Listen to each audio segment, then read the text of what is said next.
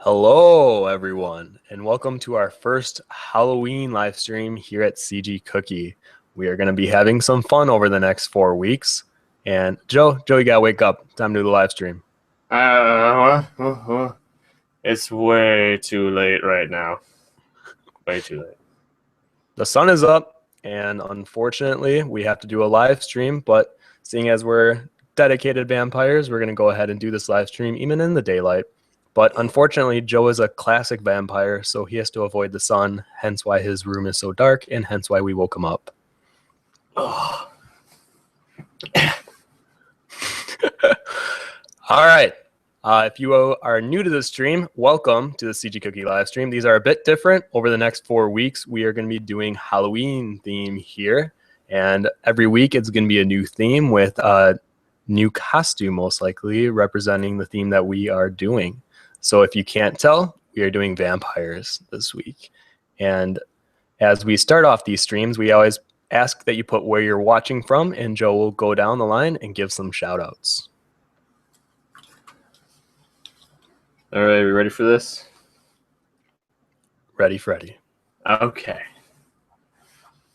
We have Hades from Hello from Germany. Yusuf from United Arab Emirates. Tijul says hello from the country of beer, chips, and chocolate. Is there a question of the week?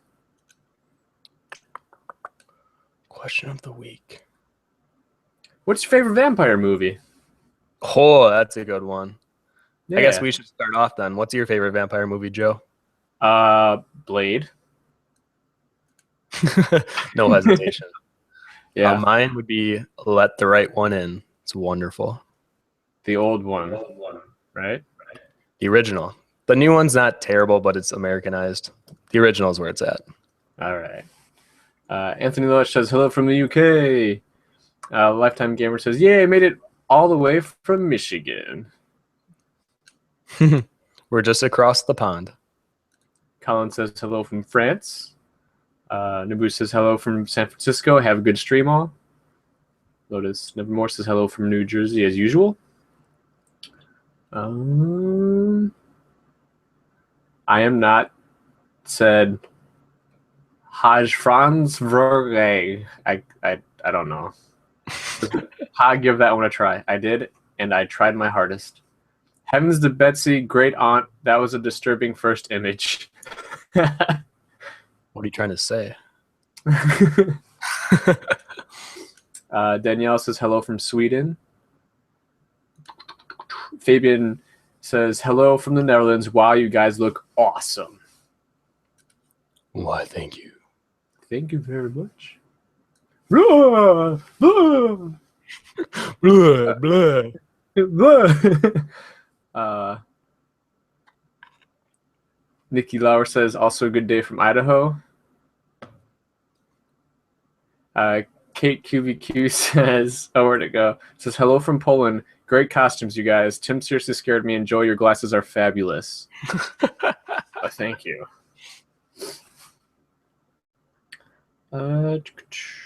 Pam says, oh, and hello from Long Beach, California. Apparently the Facebook link goes to the 2D for last week's live stream. Oh, let me change that. Rah. This is a almost song. done. Yeah. Hers says, whoa, hi from Mexico. So scary. Mizidora says, aha, you guys are too cute. What? That's not what we were going for. Yeah, we weren't going for cute today. I was going for lovable. All right. Like you need a hug? More like I'm willing to give one. Yes. Okay, let me double check. These are right. Okay. Tuyushin7 says, holy bleep, you guys scared me there for a moment. My screen is really bright because my room is really dark. All right, you ready? Yeah, I'm ready.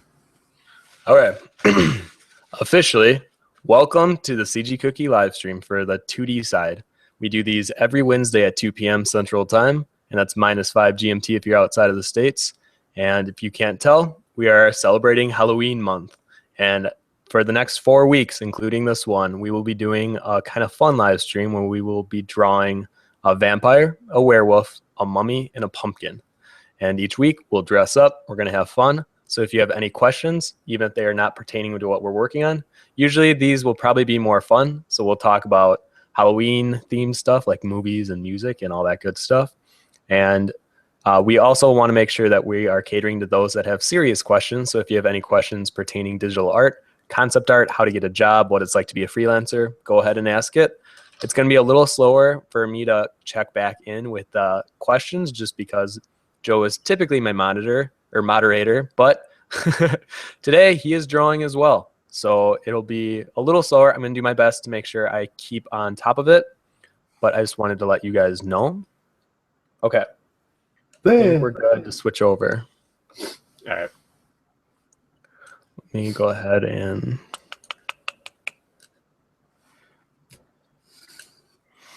Woo. Hold on. Okay.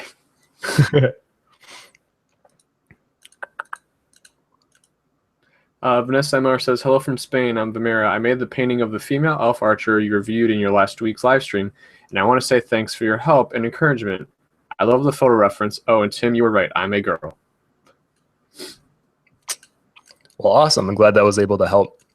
I mean, the point of that live stream was to hopefully showcase you guys how to do a constructive critique that isn't demeaning or trying to be negative, but literally just trying to help you guys out as much as possible.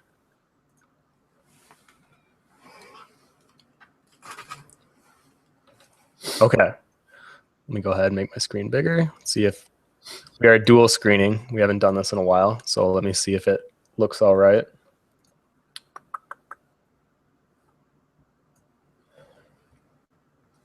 Oh, I can zoom in. Oh. Hold on, Joe. We can make this even bigger so it's easier for everyone to see. There we go. Okay, if you guys could tell me if you guys can see that all right in the chat, I will be sure to check that. If not, we're going to go ahead and get started. And these will be about an hour, hour and a half streams, depending on how long we go. And Joe, if you want to take the first question, I got to take out these contacts so I can actually see the screen. I'm done drawing. I drew a vampire. Oh, I knew it. You're such a true concept artist. All right. Mizidor asks, how about your favorite vampire book? Let the right one in. Is that a book? Yeah. Oh, I didn't even know it was a book.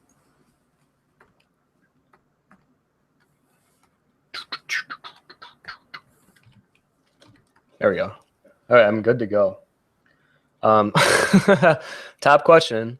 What does a vegetarian vampire eat, Tim? Good question. Technically, I don't eat. I just drink blood. Typo preference.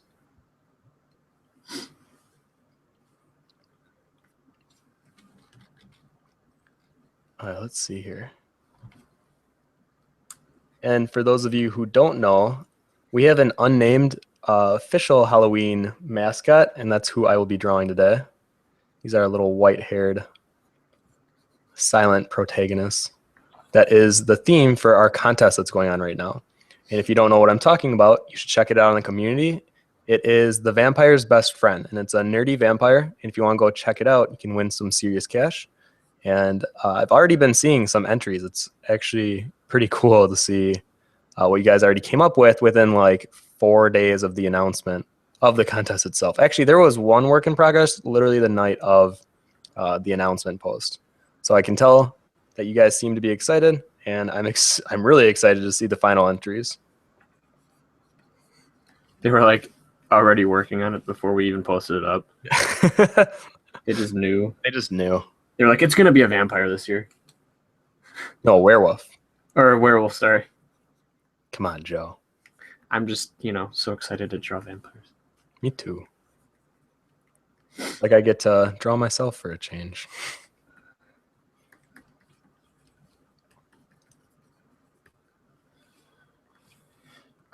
Okay, let's see. We got one from Yusuf Muhammad.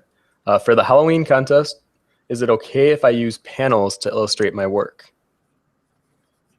Yes. I'm a little confused by what you mean by panels, but if you want to show like the transformation of the werewolf from human to werewolf, or if you're doing like, I know we kind of had a mini comic one year, which was really, really cool, but I don't know if that's what you're talking about. I guess you have to clarify with me what you mean. That's my guess, is that they mean like a little comic strip type thing. Oh, wait. What? Someone told me we're switching screens. Oh, because I have, whenever you talk, it's switching to you. Oh. There we go. All right. Thank you, guys.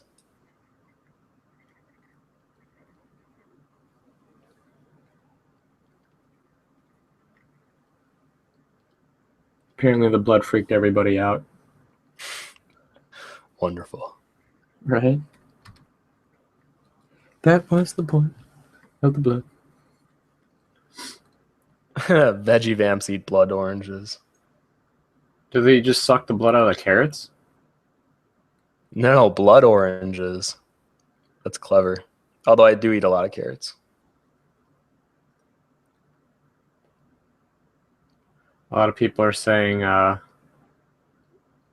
Interview with the Vampire and Nosferatu. Those are kind of yeah. I like those ones.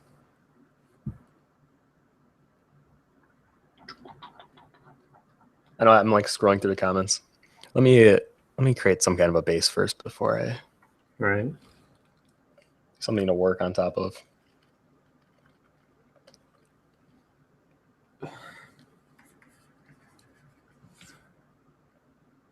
Pons asks, oh, that word that just go.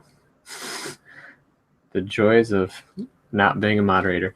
Pons asks, have you guys used Paint-Tool-Sai? How does a program like Paint-Tool-Sai or Photoshop can restrain or make you feel more freedom in comparison with traditional drawing? I definitely feel the restrictions with not having a Cintiq specifically.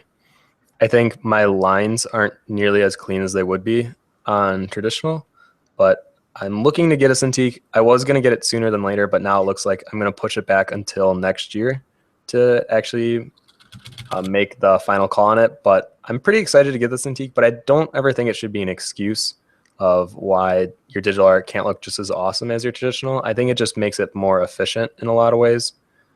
And I guess I'm coming from a biased opinion, but I only usually do traditional with pencils, and I don't do too much paint work. So I think there is definitely a difference in the medium when you're working with paints, or especially with like oil pastels or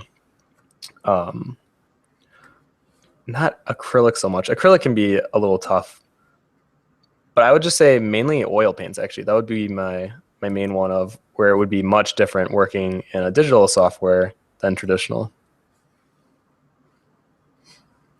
Yeah, so I'm using Paint-Tool-Sai right now. So I prefer it over Photoshop just because of the way that I work.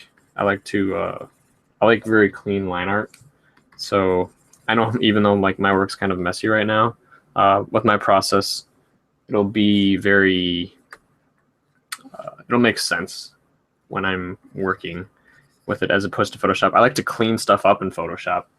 That's probably what I use it most for, in color balancing and whatnot as well, kind of towards the final stages of working. Or if I need to highly render something, I use Photoshop.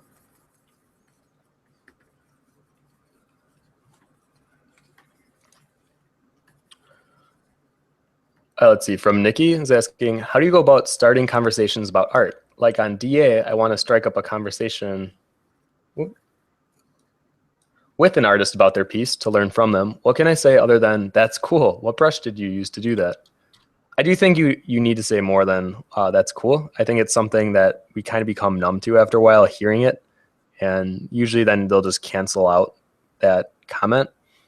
But if you really want to strike up a conversation with them, I would send them a note or a private message and really ask them questions that are thought out and ones that, you took the time to really think about them answering as an artist and what they could bring to the answer that maybe you don't know already. And it's strange with the online format when you're trying to make friends in digital art. I definitely think it's possible, and I think a lot of the friends I've met recently have been more through the conventions that I go to.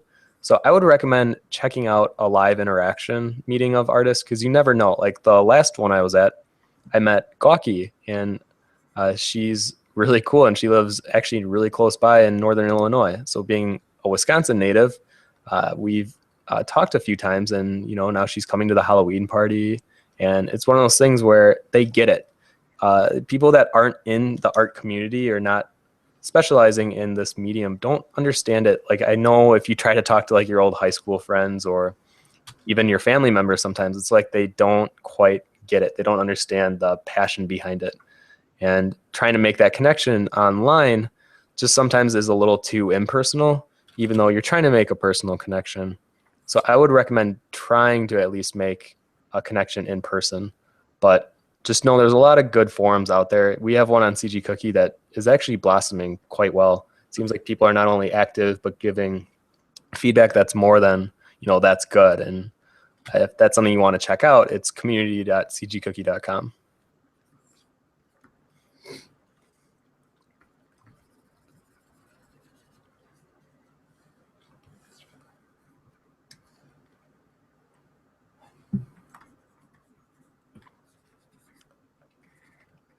Oh, this is so fun. I actually miss drawing so like on the cuff like this.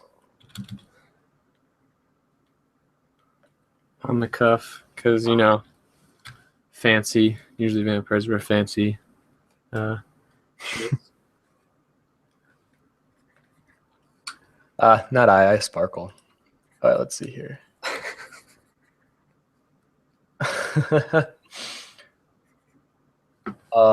Digital hopes that no one says Twilight for their favorite. I will admit, I don't know why I know this. I heard this on the radio yesterday, but the author of Twilight, Stephanie Meyer, did a gender swap Twilight that came out yesterday. So literally, if that is something that does intrigue you, they did a new version with, instead of Bella, it's Bo, and he meets Edith. I think it's the name of the vampire chick. Oops, let me close this. Oh, yeah, some vampire news for you guys.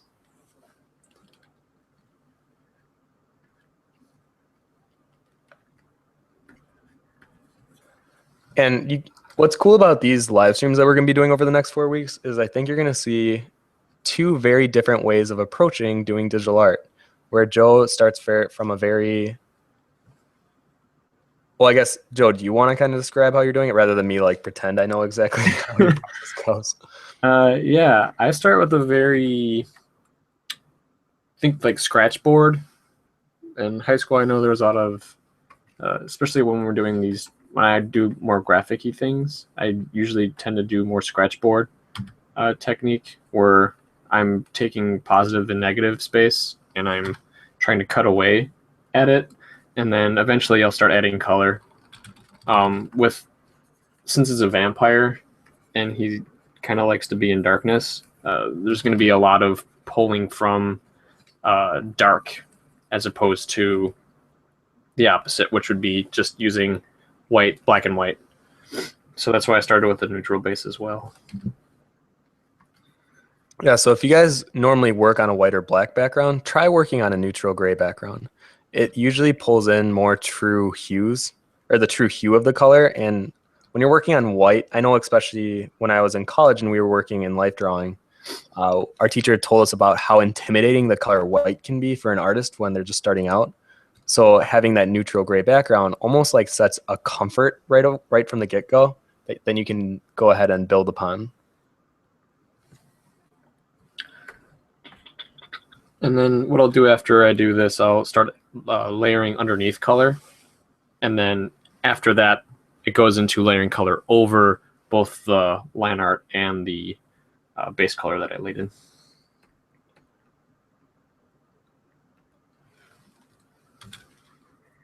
I'm really excited to see how both of ours turn out.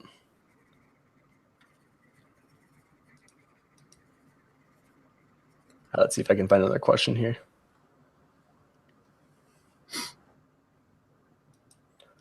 Here's one for both of us. Lifetime Garn Gamer asks, I'm going to do my best to enter the contest, and I have no idea how to draw wolves, werewolves, and I'm not very great at drawing men in general. So yeah, any tips? So Drew, you want to go first? Maybe that's how we'll do it. Whenever I find a question, I'll have you answer it first. Study fur. Fur is probably going to be the strongest thing that can help you.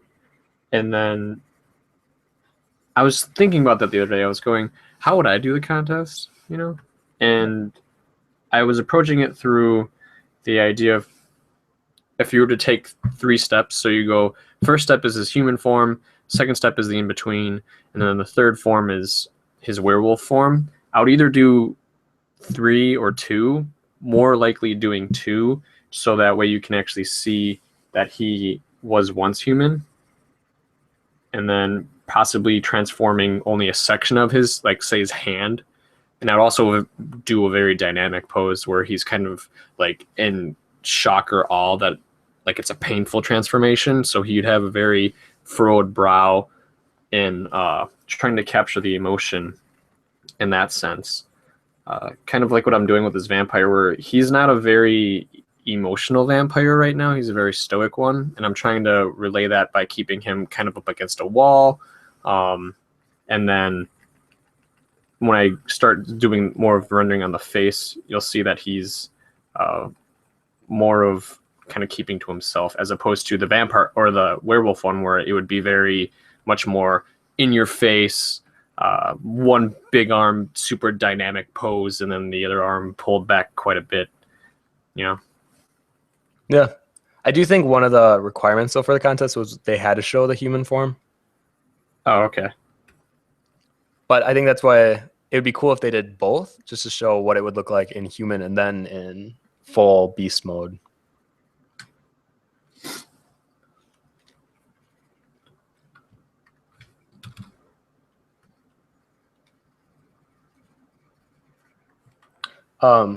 And I think the other thing I would look at is actually look at canine references. I think it would help out a lot, kind of understanding, even if you wanted to showcase the jaw in any way. I think I see a lot of werewolves that don't feel quite werewolfy because of the way that the jaw structure is laid out, and I think that would be a good thing to look at. But if you're looking at the human side of the werewolf, definitely give traits that almost hint at it being a werewolf. You don't have to be like so on the nose, like having a full moon necklace or something, but maybe something that would just imply it without being like direct in your face that, yes, I'm a werewolf.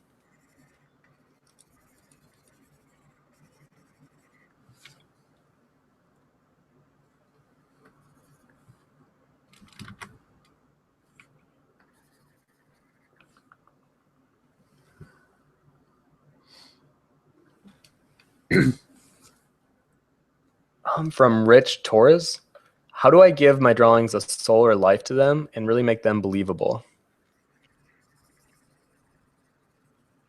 Gesture, I'd say, is huge. And studying emotion.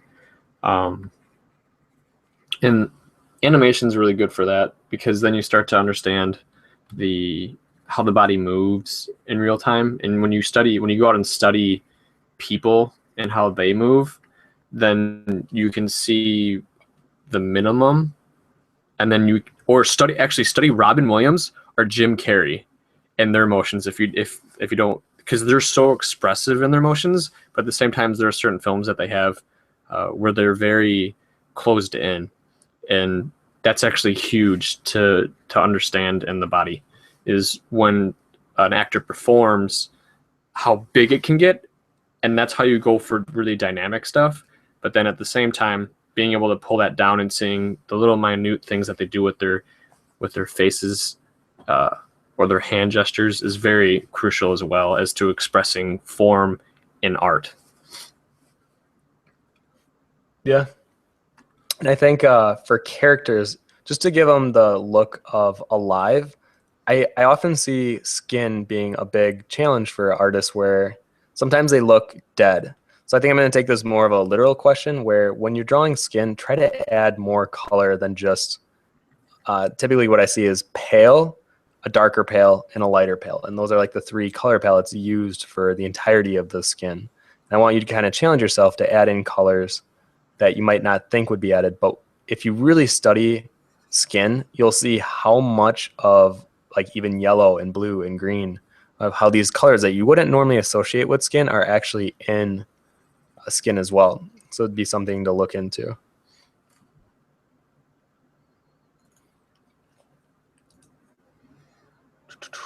Okay, here's a good one from Nikki Lower. What are the pros and cons of working on top of photographs? Like taking a cool picture of a tree and painting a character interacting with said tree. It seems like it could be helpful to try and make the painting layers mesh seamlessly with the photo. Right? To get, I mean, kind of like photo bashing. Yeah. Speed. Speed's huge with that. I would say that's the majority of why concept artists do that, because it gets the job done relatively quick and you don't have to sit there and use a texture brush or try to render each individual chain link on a night or something like that. You can just throw a texture over it.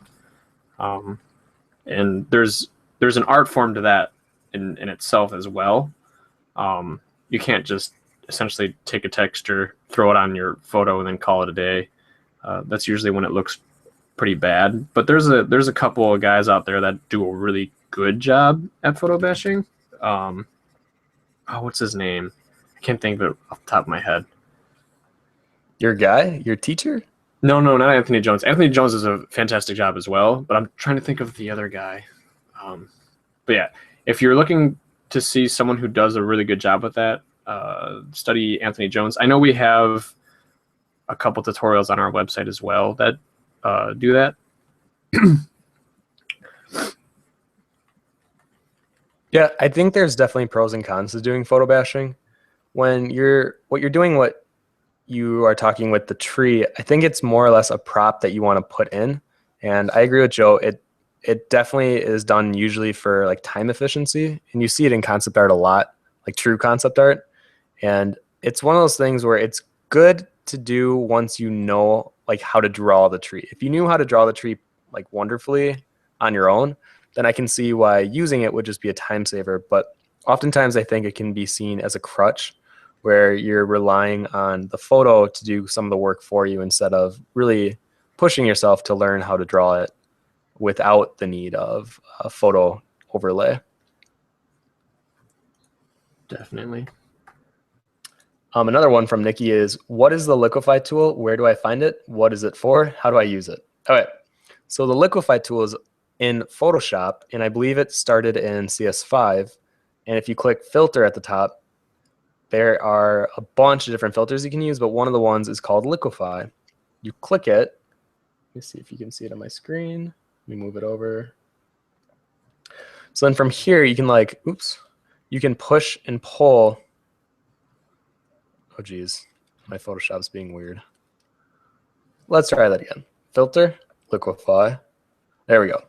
So then you can push and pull your proportions on your piece. You can make things look more accurate anatomically depending on how you laid it out initially.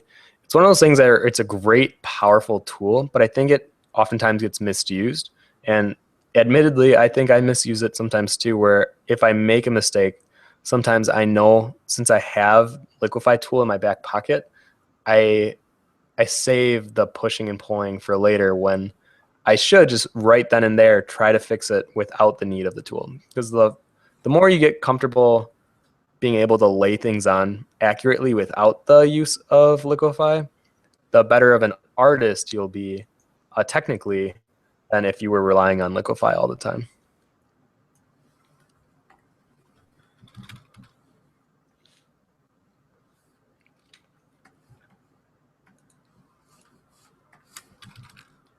From Kate QVQ asks, where did the unnamed vampire come from?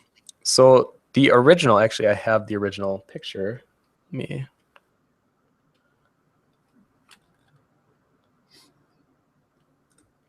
make it bigger here. So he started when I first worked at with Concept Cookie on developing kind of a Halloween theme.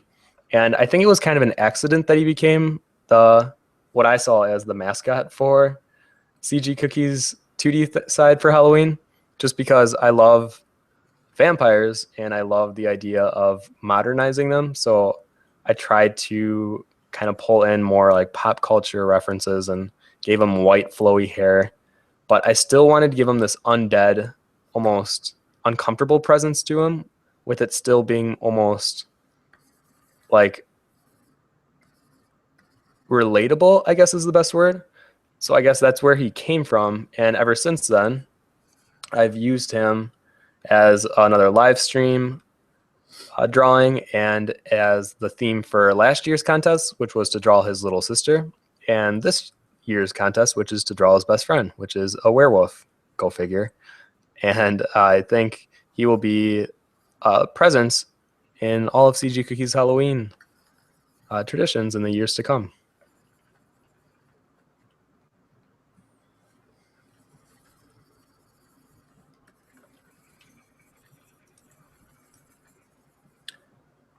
Does he have a name or some kind of bio? No, he does not have a name.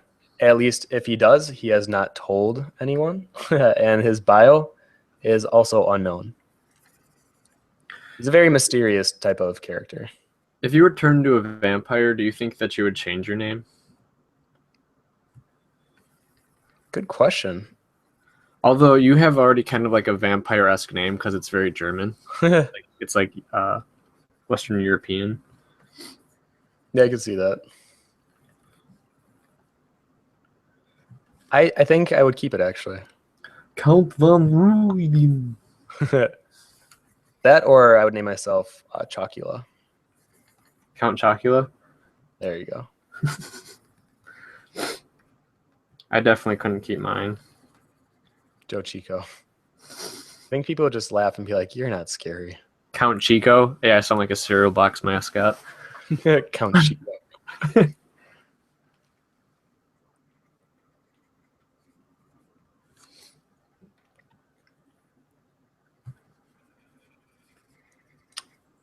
All right, from Rich, what is the difference between a stiff and a loose drawing? I get the critique that my drawings look stiff, even though I don't see them as stiff. How do I loosen up my drawings other than drawing faster? I think this is a perfect one for you, Joe. Drawing fast doesn't necessarily mean looser. I would say it's more based off of gesture. I'm trying to think of. I have to like disconnect from my drawing really fast. If you're drawing still like a T pose, because the T pose is a very stiff pose, right? So that's very basic. Or even if you're the reason why I don't like a lot of the Pixel Lovely figure drawing ones is because they do figure drawing poses very well. They use stock images, usually from Mr. Janum, and they're really awesome stock photos, but it's so hard to capture the looseness of it because you have to be really anatomically correct with a lot of figure drawing. It's a lot of CSI. I don't know if you've ever heard of that, but it's the idea of using C curves, S curves, and then majority of the time, if your figure's looking rather stiff, it's because you're using T's or I's.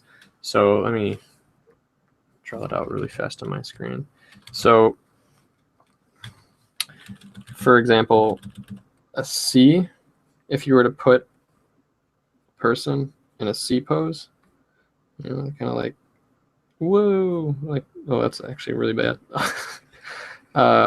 See how I use that C to create this dynamic pose, as well as S's. Oop, let me turn my phone off. Using S's to use that as well. See this guy's falling backwards. He has a gun in his hand, right? It's very loose at that point. Whereas if I were to make a guy out of straight lines and do that, he looks very stiff. So I suggest using CS and I, but use I like this. There you go. Yeah. So, although it looks like an L.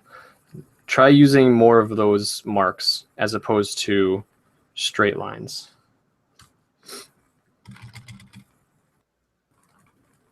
Okay.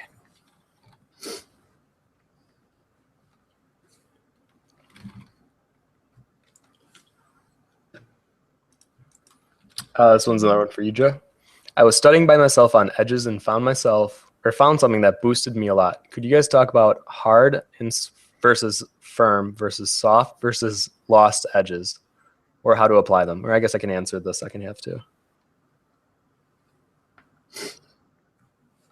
Well, I guess really quick, the thing with lost edges is it works really well. And I think it's one of those things where you almost, if you're kind of OCD with everything having a line outlining it, let it breathe. Just don't add an outline in some areas. You'll see even with like this neck area that I'm doing here, I'm going to go ahead and create vanishing line or a lost edge. Might be kind of hard because the background's gray. Let me do it on this side. Where it's kind of hard to do with this kind of a profile, but if your image is strong enough where the composition makes sense and the lighting feels accurate, the lost edge won't feel out of place. If anything, it'll feel even more accurate and add to the realism that you're trying to add to the piece. In terms of the hard and soft lines, usually hard lines demand attention, and usually they can direct the viewer's eye wherever you place them. So if you have, like in this instant, let's say I did the eye more in focus and clear, where the rest of the character on the edge would be more soft and out of focus.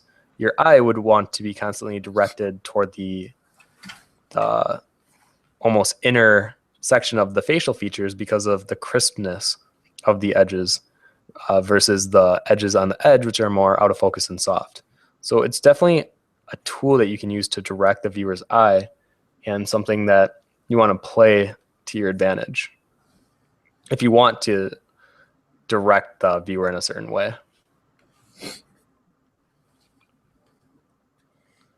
I'm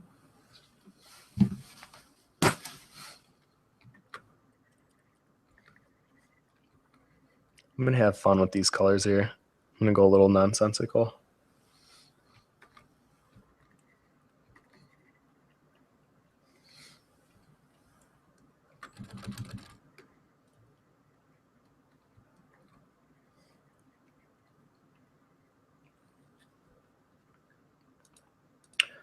From Malcolm Ponder, are there any tips to coming up with cool background stories for characters? This is something I'm really bad at and find very hard to do. I know it can make creating a character much easier. I think the first thing that is one of the things I always think about when I'm creating new characters is I usually have that character pulled from personal experience or from characters that I've seen in either movies or films or games that I generally attach myself to. And I think when you create characters that have more of a personal driven agenda, then I think they become more lifelike just in the way that you describe your character and what they would wear and their decision making. It just feels much more genuine and authentic than if you're pulling from a character that you can't relate to as much. Now, it's not to say that you can't do that and you couldn't create a strong character. I just find it tends to be much, much easier doing it that way. But even the characters, like, I don't consider myself a badass by any means, but if I wanted to create a badass character, I think I would pull from a heightened version of what I would consider to be that type of character and I would really almost have to dive more into referencing and looking at why I consider this character a badass, or why would I consider this personality a badass. And it's something that it's not quite as familiar with, but I could definitely still create a badass character, because as a concept artist, you will be asked to do characters or things that might not be as fun or as relatable, but you manage, you adjust. And through that process, then you do become more acquainted with that type of character archetype.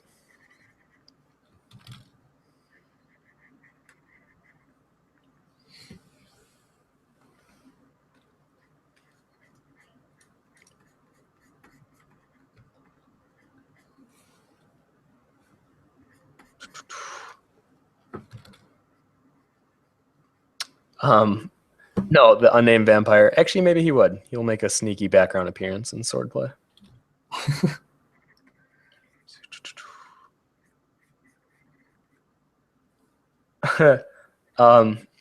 Okay, here's a good one from Digital, because it relates to something that we've done recently. One thing you guys haven't talked about much yet is what games you guys like to play. I mean, video games, not like Twister or Monopoly. Now, mind you, there's nothing wrong with board games. I actually am kind of obsessed with Catan and playing that with my cousins and friends, so I love that. But last night, if you guys don't know this, the new Rock Band came out. And for me, that was kind of like a giant high school nostalgia, like tidal wave hit me, and it hit hard. And me, Joe, and our two other roommates were playing. We started around when I think it was like 10, and we didn't even realize how fast time went, and we went to bed at like 3:30. So I think that just kind of shows you how when a game is just a fun game, time flies. And that to me is a good video game. I like fun video games more so than story-driven games nowadays, just because it seems very recycled at this point. Even with the graphics, it just seems like there's such a heavy focus on it that I would almost wish that there would be more of a focus on the actual gameplay, because it's a video game first, and then it should be story and plot-driven second. And graphics, to me, should not even matter. I think Final Fantasy X is an amazing game, and I can definitely see the graphics look very dated, but I still hold it up as one of the best that I've ever played. I remember when 10 came out, and that was mind-blowing, the graphics on there. You know, and then you look at it now, you're like, oh, yeah. Right. As far as what games, I went hardcore into Metal Gear Solid. I played about 75 hours of that game. That game's very awesome. What else have I played? Oh, I play a lot of TF2. I have a lot of fun doing first-person shooters because I grew up on those. Classic. Yeah. What class do you play? I play all of them, because now they have this thing where they have certain contracts, so you have to play certain ones to get unlock guns. So I've never played Soldier, and I started to play Soldier recently, and I was like, I always hated that class because it was so slow. And then I started playing that class, and it's awesome. You're like two-shot people, if not one-shot people. It's so broken.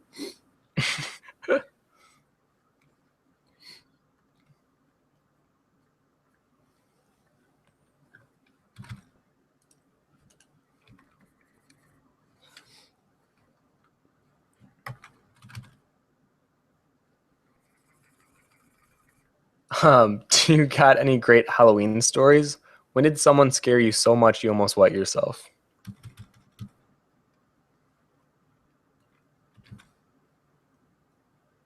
Is that a question for me or you? Both. You go. When I was a kid, my dad, we were playing ball in the living room, and he threw the ball into his room, and I don't know if I went to the bathroom or something, but I went to go get the ball, and it fell somehow underneath the bed. So I went and got the ball. I had to crawl under the bed, grab the ball, and my dad somehow got in the room without me noticing, and he jumped out of the closet with like a scary clown mask, and I screamed bloody murder, ran out of that room as fast as I could, and I ran into the living room and just like grabbed my heart and was like breathing really intensely, and I just like couldn't breathe. And I think my father gave me asthma that day. And I remember my mom just hitting him, being like, "Why the heck would you do that to him?" So yeah, that's the one time that I've just been scared out of my mind. Is that why you don't like horror movies? No, I mean, my dad used to have me watch horror movies. Like I watched Predator when I was 6 or 7. It's just, for some reason now when I watch horror movies, either it's to the point where I watch them and go, "What are you doing? You're really dumb," and I get aggravated, or it's like gory. I get that phantom limb where I know it's not really what phantom limb, but I'm very empathetic, so I start feeling what it's like to get my arm chopped off or get stabbed. I'm like, oh, that, ugh, you know? Yeah. When skin gets peeled back. Ugh.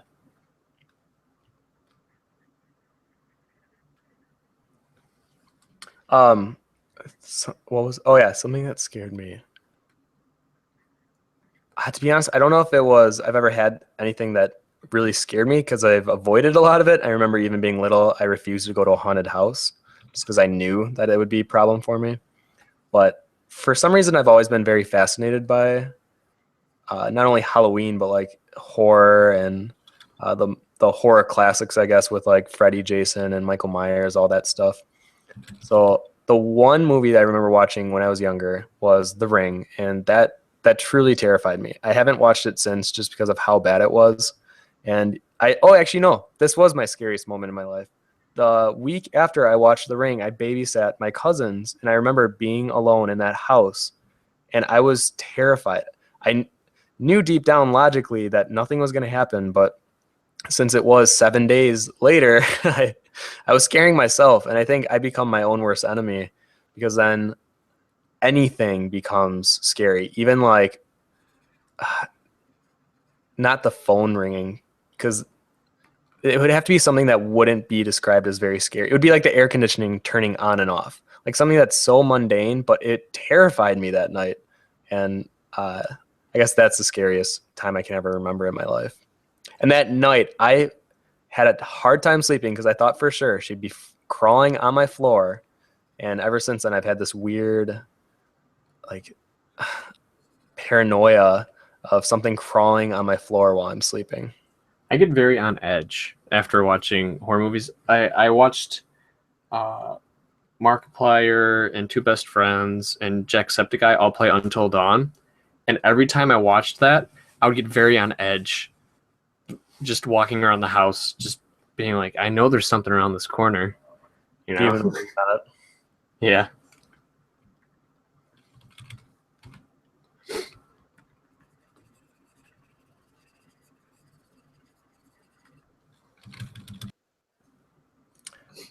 Torn Vincent is asking, where can I see the pictures that have already been entered for the current contest?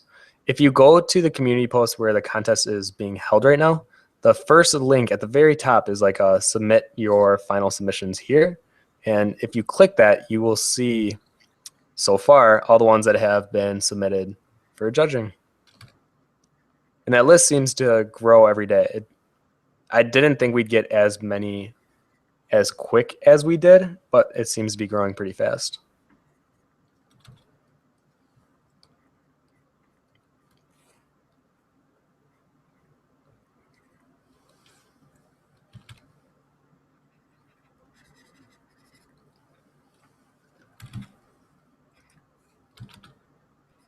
From Torn Vincent, this is actually pretty awesome. I'm having fun thinkings of interactions between the vampire and his friend. Would it be good or bad to include some doodles of these interactions in my entry? That would be awesome. I would actually personally love to see that. Yeah, that'd be cool.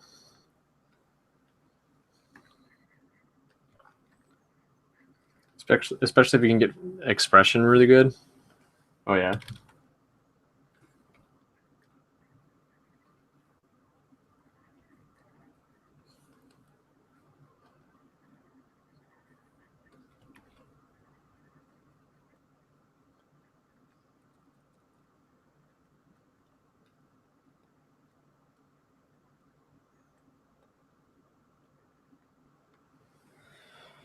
Whew. I like need to look away really fast Why? because it's so dark in my room, and then my Oh. screen's really bright. I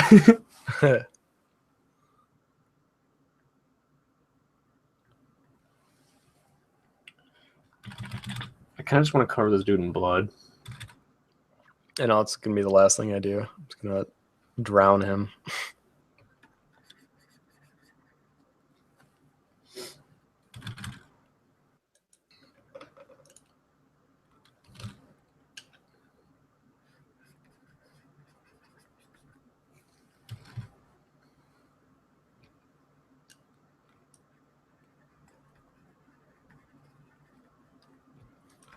From Johnny Ryland. Oops. When you first started freelancing, what are things you need to know? For instance, how will pay work, communication frequency, exchanging work for critique, etc., etc. Thanks. When it comes to freelancing, there's a lot of gray areas that come into play, and I think the first one would be the money one, and I think it's the one that most people have questions about. And there has to be a moment or a exchange in your head where you have to be very self-aware and think, what is a price that seems fair to me and fair to them for what they're getting? And that's when you do have to kind of analyze yourself and what this sounds bad, but like what your worth is on a professional level. Don't try to make it like this emotional attachment. You have to kind of detach yourself and think of it as a business, because then essentially you are a property. Someone's trying to hire you to do something for them. So when you're pricing out what your rate is, look at what minimum wage is in your country and try to evaluate how long you've been doing work, what is the quality of your work, and be honest with yourself. And I would almost always try to put it above whatever minimum wage is. I think even as a younger artist, this is something that I think has struggled with a lot, where lowering the price too much hurts just the art community in general, just because then everyone always will assume, or at least contractors will assume, that artists aren't worth that much and they shouldn't be paid in a way that they should be paid. So be aware of that, and then think about how much time you will put into it. So how many hours will you log into whatever project is that you're working on? And if it is going to be like 20, you got to let them know. You can't just, let them know your rate and then you send them your hour to be paid, your hour login, and they come back at you like, what is this? Like, we are not paying you for 20 hours of work for this one image. So the best advice I can give to you about freelancing is communication is key. You want to be in contact with them as frequent as possible, even if it's about something that may seem like a small, not as important question. Trust me, it's important. And the sooner that you become kind of into a habit where you're contacting them almost every day, sending in progress pics and figuring out what they want specifically, the easier it will be when you give them the end result, because there should be no confusion at that point as to what they're getting. They should be very aware of the image that you've been working on and what they asked for, and whether or not they wanted you to change directions at any time when you were working on the piece. So I think it was my boss that told me that you have to think of work like a relationship, and communication is key. So as long as you have that as a priority, you should be okay.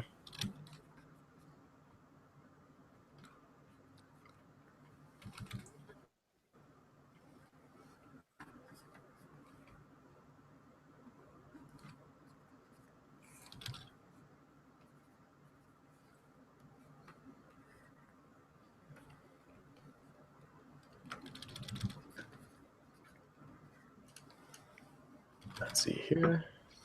Got about a half hour left.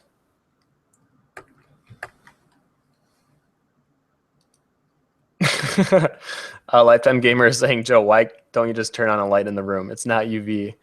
You're going to ruin your eyes. How will you see her terrified victims? It's just too bright. I'm very photosensitive, people. Photosensitive. That's why they can't find Bigfoot. Or I killed him. One of the two. Whoa. Sorry, not sorry. He know what he did.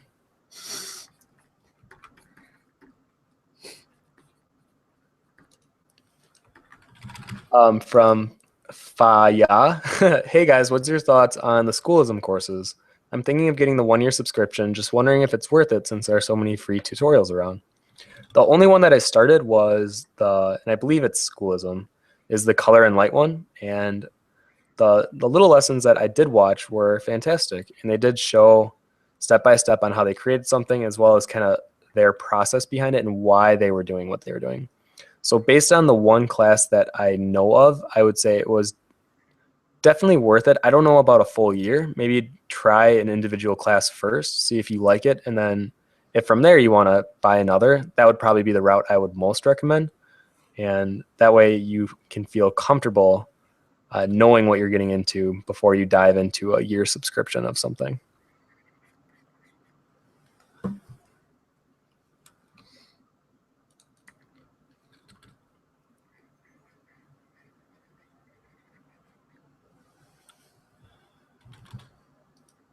From Meh is asking, what would be your tips to learning color? I did a lot of studies recently and tried to analyze every piece afterwards, but my coloring really hasn't improved at all. It's frustrating because I don't know why it doesn't work. Color is one of the hardest things to learn, and I think it is so hard to teach it too, because a lot of it just comes from personal experience working with color. And I know that sucks to hear, but even when I talk to Purple Kekleon, or actually I should call her the glitched puppet now, that's what she wants to be called. She always talks about how color is something that a lot of people always give her a lot of credit for her use of color, and they want to color like her and they want tutorials, whatever. But she is very insistent that you have to just do it yourself. You have to learn color yourself. So pull from pieces that you like their color use, and then try to analyze, why do you like their color use? Do they use a contrast of color in areas? What about it do you like so much? And then the sooner you can kind of figure out what color harmonies you like to play with and what patterns of color you like to see, then it becomes easier to lay that out in your piece. And then when you're working, you can lay it on without feeling restricted. The thing I think I see most with younger artists in color is that they feel very tied in and they're not as free. Like even artists that I would consider more gestural, when it comes to colors, it becomes very tight. And I think I would like for you to experiment with colors that maybe are nonsensical. Even if you're doing a realistic piece, try to pull in colors that you normally wouldn't. And the sooner that you're able to kind of let go of this, it has to be perfect or accurate 100%, and you can kind of experiment with color, that's when I really started learning myself. And I think that has helped me work with color and feel more confident working in color. But I still feel like there's so much I can learn from color, and I will always be learning color throughout the rest of my life. So it's not something that I think you should ever look to like, one day I'll master it, but just always keep it in the back of your mind that it'll be a continuous study. And it's a fun thing. I really do believe color is fun to work with. I can understand the frustration with color sometimes, but push through it and try not to restrict yourself as much. And I think you'll see an improvement if you try that. What about you, Joe? Tips on color? Color. I did a lot of studies recently, and I tried to analyze every piece afterwards, but my coloring hasn't really improved at all. All right. No, I'm reading the question back. Oh, okay. I was like, interesting. Same place. I would say it's going to take more than just a couple studies or a lot of studies. Like you said, it's going to take a while. But you have to, I think you have to be very critical on when you're studying, why they're doing the things that they're doing. And that's why books like James Gurney are amazing because they explain scientifically to people why this looks so good. But there's also tons of color theory tutorials out there, and I know our color tutorial is pretty awesome too, our color course. Which is the first part. And I think if you're interested, we have another part coming out later this October on working with color. So while the course that we have up now is more on the technicalities and understanding what color is and how to work with it digitally, the second half will be working with color and the common mistakes that I see artists doing with color and then trying to fix them. But yeah, it's gonna take a while. Keep plugging away at it though, because you'll see a big difference in 4 or 5 months from now when you look back at your stuff. And that's what's important, is to be able to look back and go, oh, okay. Now, if you're not improving at all, then I would suggest maybe looking at it from a different angle. But wait a couple months before you do that jump.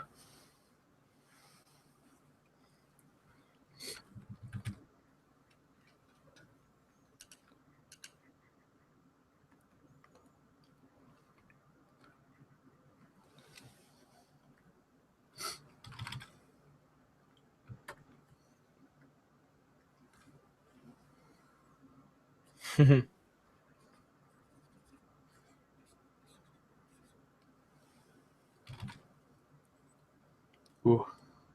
Oh, Tigel's asking, he says on the page, the link doesn't work for the final submission one. We will update that as soon as the stream's over.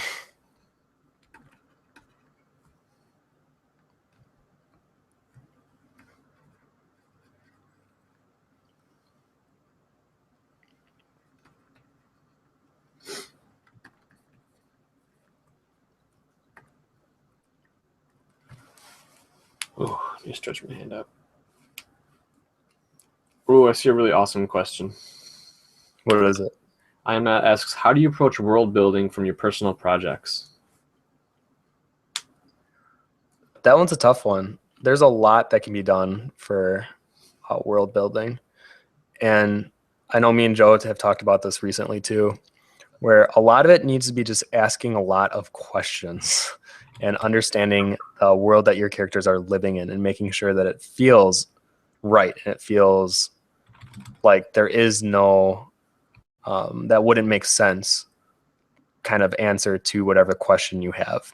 So if everything fits and has a purpose, I think that would be the best way to know that your world building is going well. But how do you do that? So you really have to think about questions that are specifically for the world that they live in. And I think good ones to start off would be like, do they have electricity? Because then that leads into a lot of answers that would be like, would they have automobiles? Would they have guns based on this? Would they have magic? Would they need a stove, or do they do it from, is there an electrical appliances? And these are kind of harder questions to answer if you don't know the more simple one of, well, does electricity exist in this world? Have they manufactured it yet? And then in terms of the characters kind of fitting into that world, make sure that they feel like they actually live in that world, and the things that they know would make sense based on the world that they live in. I think sometimes I see characters that feel like they're either too advanced for the world that they're in, or their theories and thinking on things are a way too forward thinking for that timepiece or whatever the period that they're trying to create, where it just doesn't seem tangible, and it kind of takes me out of that moment.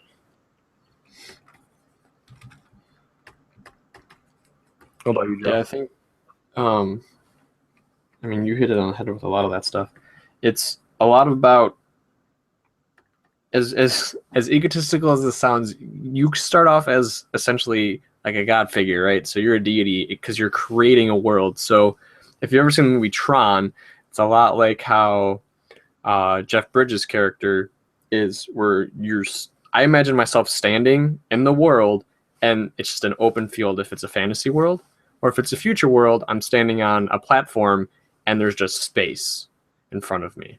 So kind of you have to put yourself in that world, and that's very important, because if you don't do that, then it doesn't feel very tangible. And from there you can start creating, you know, religions and very, very, like, are they a science-based culture? And then you can individualize eventually and get to the specifics. But first, it's a very broad ideas where, you know, like Tim said, is it a utopia? Is it a war-torn country? Is it fantasy? Do they use bows and arrows? Do they use guns? It's very important to ground your character in that world and to make that world very solid, so that way people can live in it. Mm-hmm. And also create a world that people want to live in.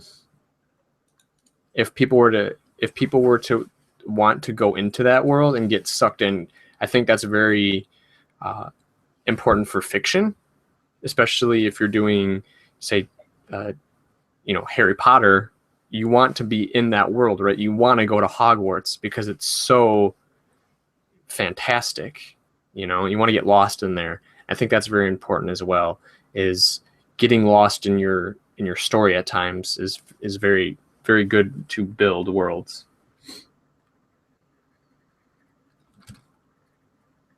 End rant.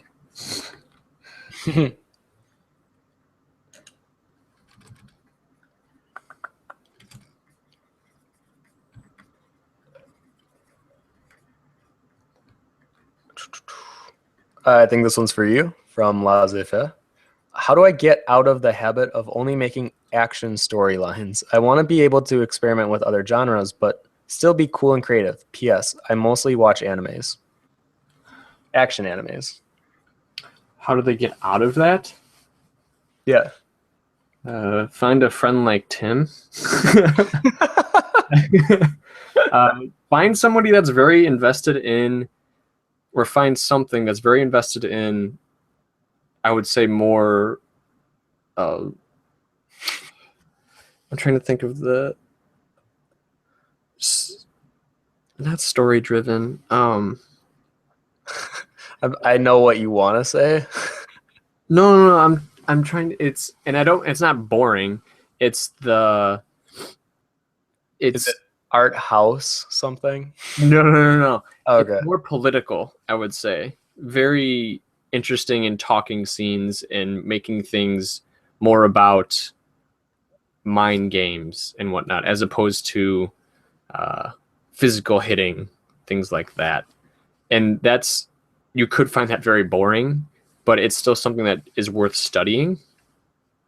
Yeah, I think Joe's right, where just find a friend that has an interest that isn't similar to your own and just learn about why do they find that interesting. Even with Joe, like, I was never a big comic book person or a superhero person, but I've learned a lot in like the last year about superhero stuff. And then I can at least pull from the things that I do enjoy, and then I can put it into my own story that maybe I wouldn't have otherwise. Or the things that you don't like from it.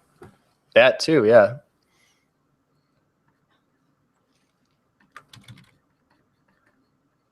I think the best thing you can do is kind of dive into everything.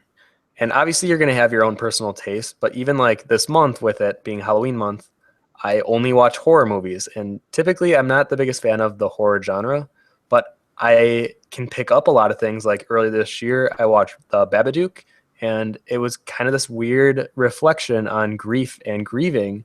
And it was a really cool play on it. And then even last week I watched Goodnight Mommy, which had this, I won't spoil it for you guys, but there is a twist, and I didn't see it coming. And then that's such an interesting way of storytelling. And the more that it was one of those where you had to read about it after you finished watching. And the directors were so keen on misleading the audience and the viewers that was their intention throughout the entire movie. And you watch it again and you're like, wow, that is such a different way of storytelling than I'm typically used to. And I'm really glad that I watched that movie and I have that knowledge of how to tell a story different like they did if I ever wanted to use some of their techniques.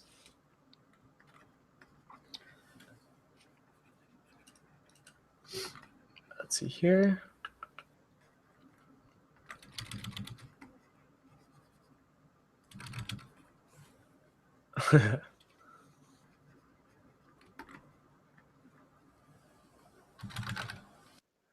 Have you guys ever got paranoid after watching a horror movie?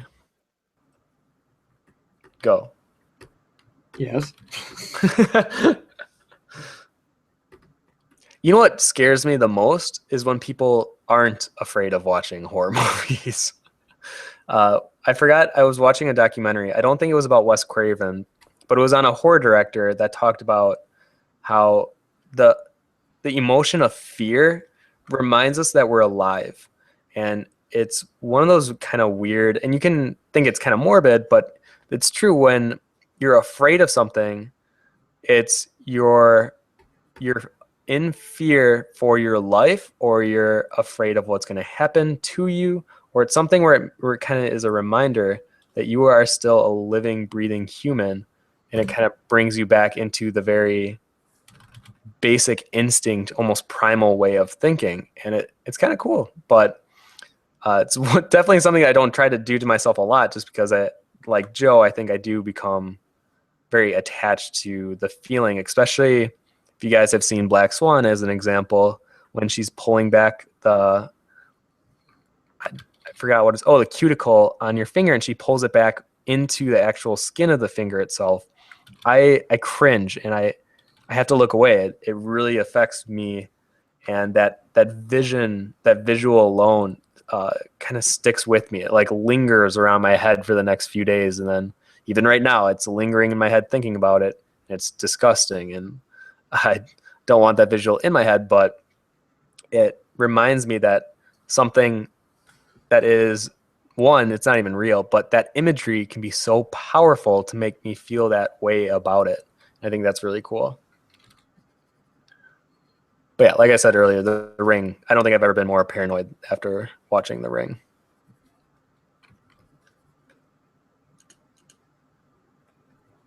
I think that's the worst, is like ghosts, because they're not tangible, you know?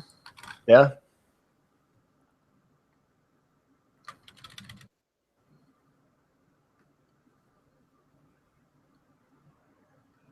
Rich is asking, how do you paint without line art?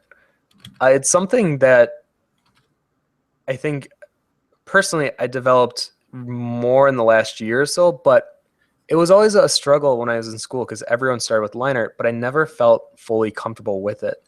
And it took me a while to learn that everyone has a different way of approaching their digital art, or just art in general. And there isn't one set right way. And once I kind of accepted that fact, then I didn't use line art anymore. I might do like a quick proportion sketch, but for the most part, I just ran with it.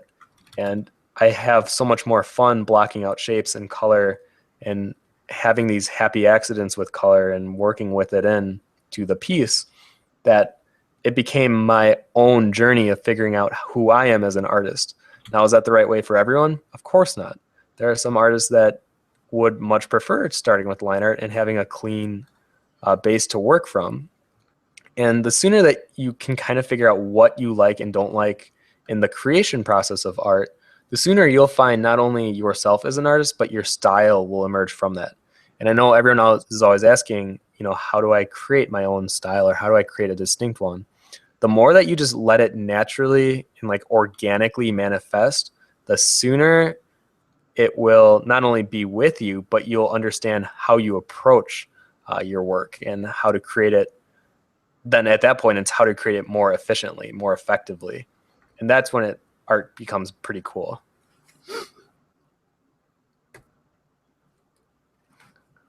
It's time to cover the sky in blood.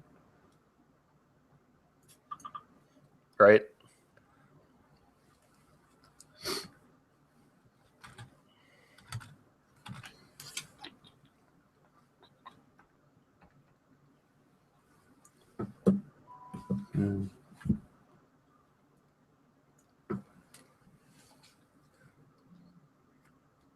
Okay, let's see here. I'm gonna call him Nobody. You can call him whatever you like.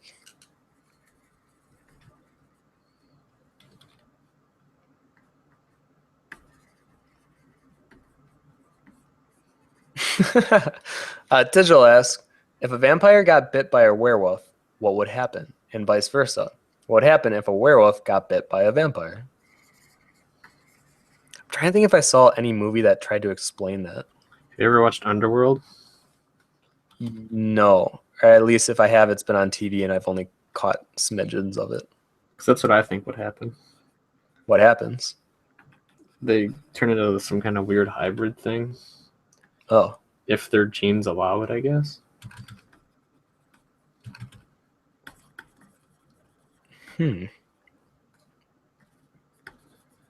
Or they just blow up. I was going to say, I think they would die. I don't know, though. That'd be interesting. Let's make it happen. At some point. Well, I guess they don't have blood to lose. Right? So it makes it difficult. I mean, then you get into like the logistics of, well, how does the vampire even function? I'd say it depends on the mythos that you're following, because there's so many different ones, you know? Or like, how does blood even sustain a body? I mean, obviously, I don't want to get technical with something that isn't even real, but let's be real here.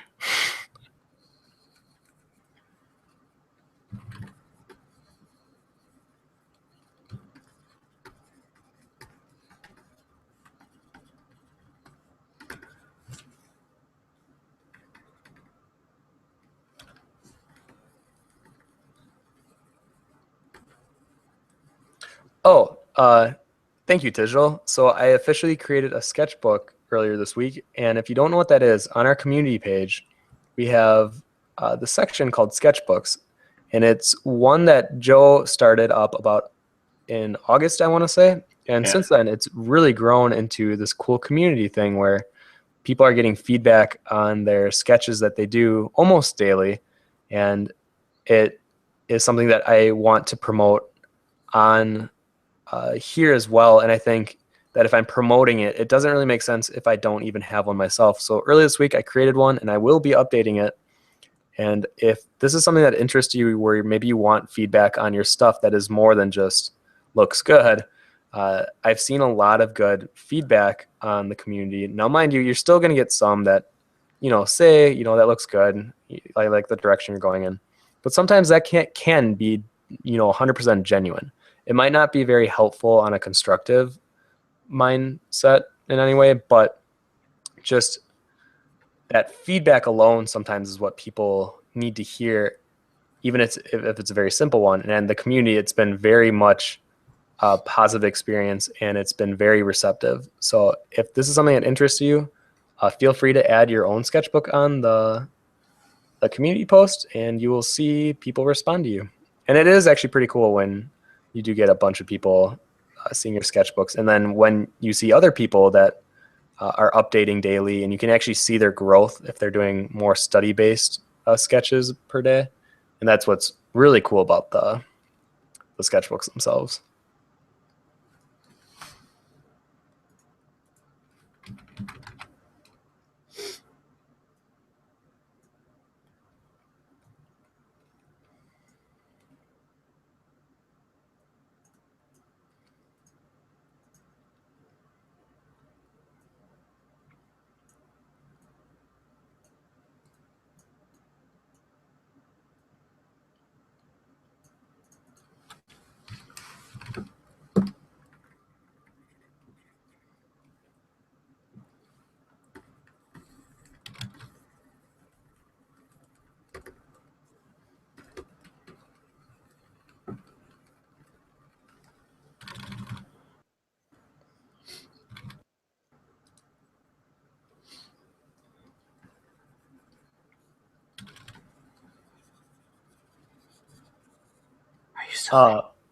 Yes. Sorry, I have to look through the questions. When is the due date for the contest? It is in 3 weeks from today, but to yesterday. So on a Tuesday in 3 weeks. I don't want to give you a date and not know exactly. You know what? I have a calendar down here. Let me check. It is the 27th of October. So that is the due date for this contest.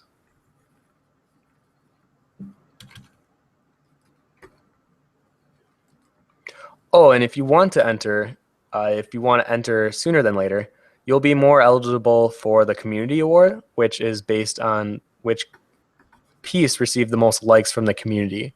So I even got some questions about this, and yes, it does make more sense that the ones that are turned in sooner than later would have more of a chance for the community award and to win it. But that's kind of the point. It's to try to work faster with your art and showcase it even when you might not feel 100% comfortable with it.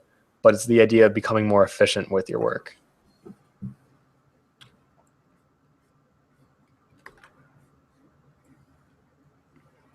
May have added too much blood. I mean, did he just push Carrie off stage? No, something just exploded above him, probably.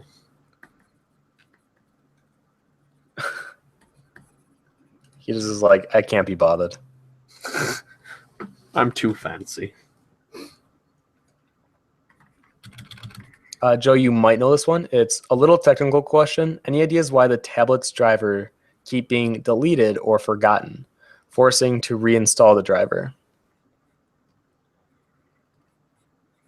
Oh, Do you have any idea? that I don't know. To be honest, I've never experienced anything like that either. I experienced something like that, but I mean, how did I deal with that? That was a long time ago.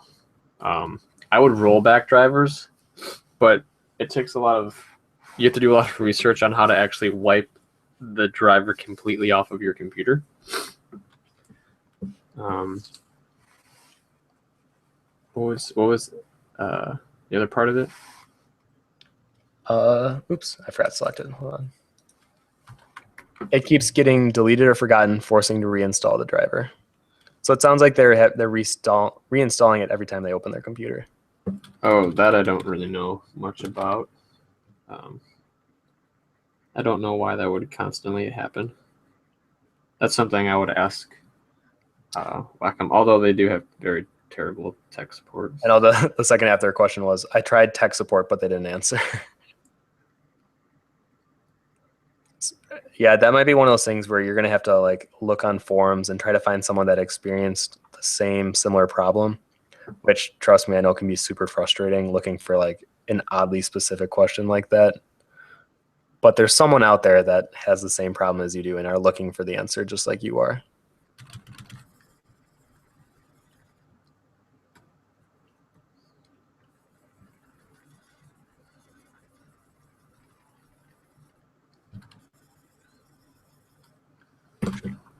You know what? I'm going to actually give an expression to my character for once. Let's give him a little sneer.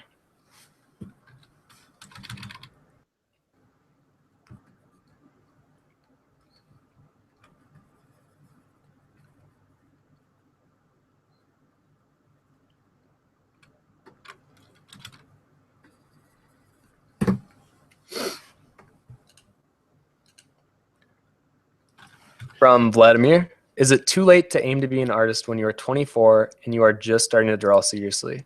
I worry that I won't be able to keep up with those who started to draw a lot earlier, but I've been drawing my whole life, but my level is too low at the moment. I would say definitely not. 24 isn't that late. I mean, That weird when you're like 80, that might be a little tough. But I mean, you have a lot of catch up to do. But I was gonna say too. You'll never know, especially if you're very passionate about it. You'll not know until you do it. You know. Because kind of like what Joe means with the catch-up thing, yeah, there's going to be artists that will be more experienced just because they have more hand-on experience than you do, and they've probably gone through a lot of trial and error processes that you have not gone through yet. But it would be almost ignorant to think that you would just have it from the start when these artists have been working their whole life to establish these skill sets. So yes, there is some catch up, but at the same time, I don't want you to be discouraged. There's a lot of artists that I would say are even older that are maybe like 30s and mid 30s that have been drawing all their life, but I still feel like they're more on the amateur side of drawing just because it doesn't seem like they really challenged their own work or their style or their fundamental understandings of like color, anatomy, or proportions. So I think if you go in with a strong sense of awareness and how to learn and how to study, I definitely think you can play catch up pretty quick. And if you're always honest and open with your own work on what it achieved and what you were going for and what you were trying to learn, and if you can kind of point out, okay, this, I can still tell I'm not that strong here, but there's other areas I feel much stronger in. That's the best way to play catch up quickly.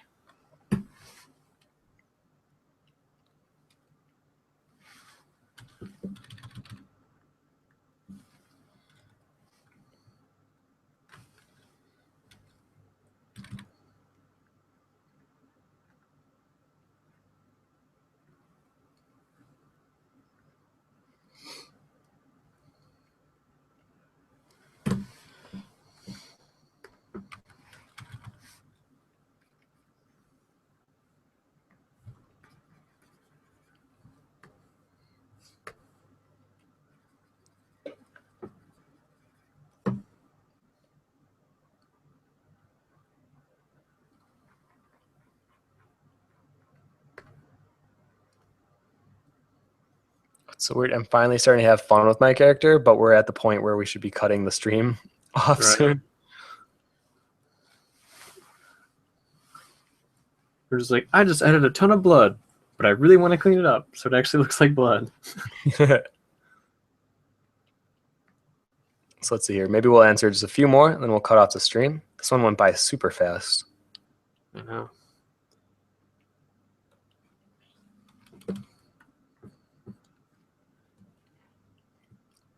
Okay, hold on one second. There's like just some like few personal touches I want to add to it.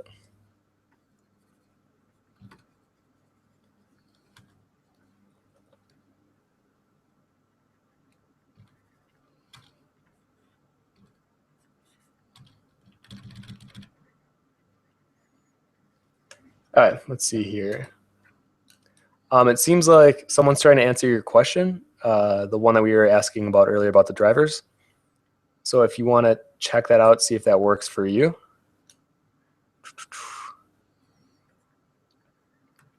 Someone says, or Dave says, Anthony Jones was 23 when he started drawing digitally, and look at him now. Very good example.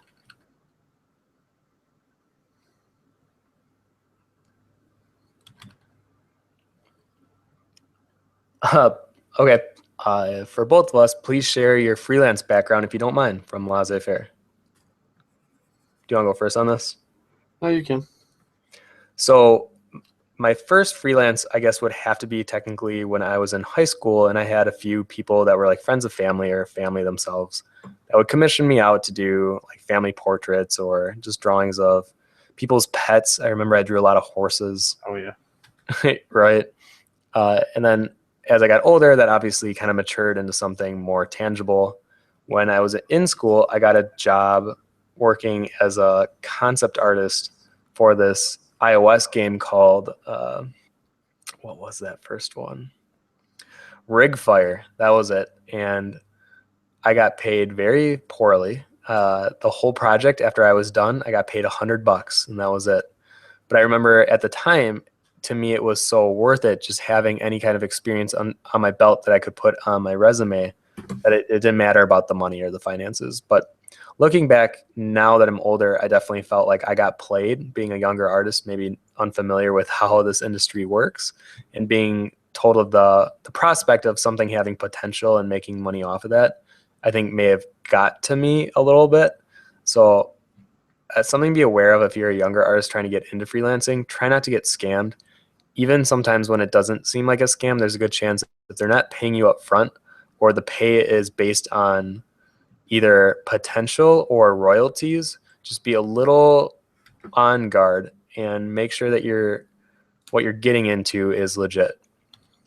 Then from after school, I got my job at CG Cookie almost right away.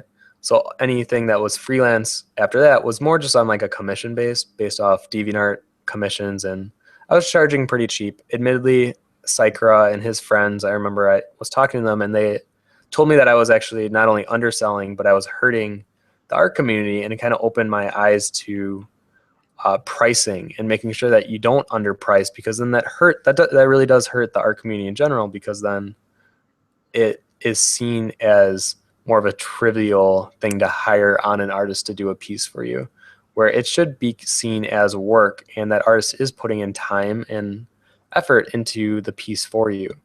So don't undercharge yourself. And then to this day, I don't really do any more freelance work. I'm trying to focus on my book, and I think the time that I do have that is free, I either spend hanging out with my roommates or I'm drawing. And I think I'm at that point where I would just want to focus on personal stuff for a while.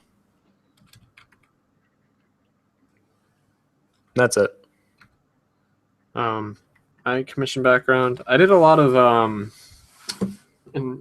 like I said, in high school, I would draw Dragon Ball Z characters for people and draw anime and stuff. And then college, it was a lot of pets as well.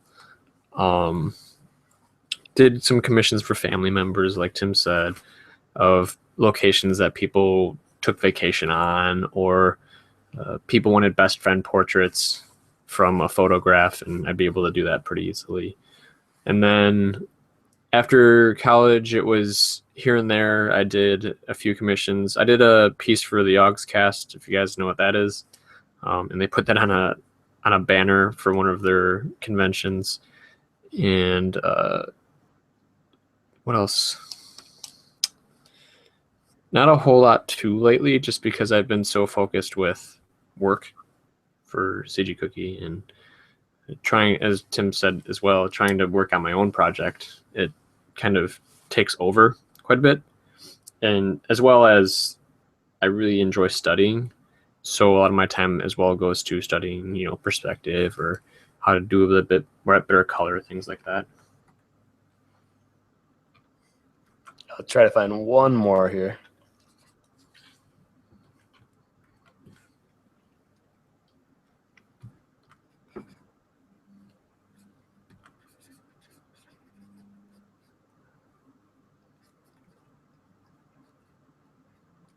Okay, from Carnage Concepts.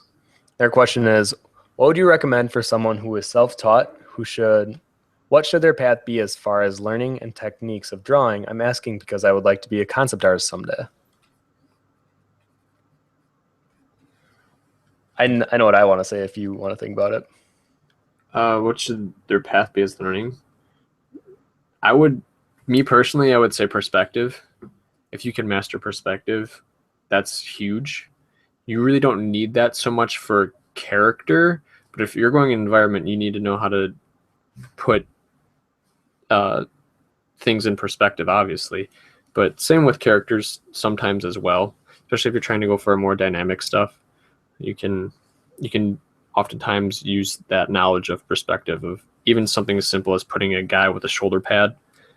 Knowing the correct perspective with that is usually pretty huge. Yeah. I'm going to echo what Joe said, and then also make sure that you're challenging yourself and you're staying consistent with doing what is familiar and what you know already how to do, and then pushing yourself to try something you haven't done before. And I think having that balance between those two will give you your sense of style, as well as experimenting to figure out if that style can be developed upon further.